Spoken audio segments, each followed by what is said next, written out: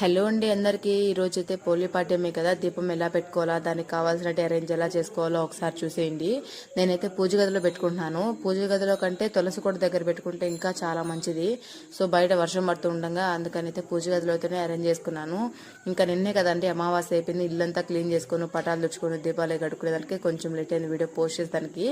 So ఇంకో video అయితే ఇప్పుడు పోస్ట్ చేస్తున్నాను. ఇంకా అన్ని క్లీన్ చేసి పెట్టేసుకున్న తర్వాత ముందుగా అయితే మన బియ్య పిండితో ముగ్గును అయితే వేసేసుకుని దానిపైన పసుపు కుంకుమ అయితే వేసేసి పూలు అయితే వేసేసుకోవాలి.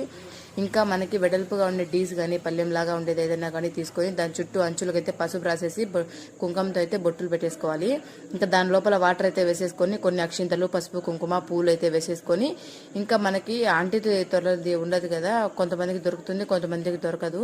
దొరకని వాళ్ళు అయితే ఇలా కొబ్బరి చెప్పులు అయినా పెట్టేసుకోవచ్చు. 3 కన్నులు ఉంటాయి కదా, సో దానికైతే చుట్టూ పసుపు కుంకుమ పెట్టేసుకొని ఇంకా ఇలా నీళ్ళల్లో పెట్టుకొని 33 ఒత్తులు అయితే నేను వేశాను. ఒక్కొక్క రోజుకి ఒక్కొక్క ఒత్తున చెప్పున అయితే 30 ఒత్తులు. ఇంకొకటికి శివుడికి, లక్ష్మీదేవికి, నారాయణులకి అయితే ఇలా 33 ఒత్తులు వేసుకున్న తర్వాత ఇంకా దానికైతే ఇప్పుడు మనం ఆకులు వక్కలు తాంబూలం లాగా ఏదైనా పెట్టుకొని ఇంకా దీపం అయితే అగరబత్తితో వెలిగించేసుకొని ఇంకా నీళ్ళల్లో దామోదరాయ నమః అని అనుకుంటూ 3 సార్లు అయితే ఇలా ఇంకా అనుకొని ఇంకా కథ అయితే చదువుకోవాలి. అదైతే వీడియో కట్ చేసేసాను. ఇలా కథ చేసుకున్న తర్వాత ఇలా పెట్టుకోవడం అంటే చాలా మంచిది. ఎందుకంటే మన కార్తీక మాసాల్లో ఒక్కొక్కప్పుడు పెట్టినప్పుడు కూడా ప్రతి ఒక్క రోజుకి ఈ రోజు పెట్టుకుంటే ఆ రోజు పెట్టుకున్నంత పుణ్య ఫలితం అయితే వస్తుంది. ఈరోజు సాయంత్రం పూట అయినా కూడా మీరు పెట్టుకునే దానికి ట్రై చేయండి.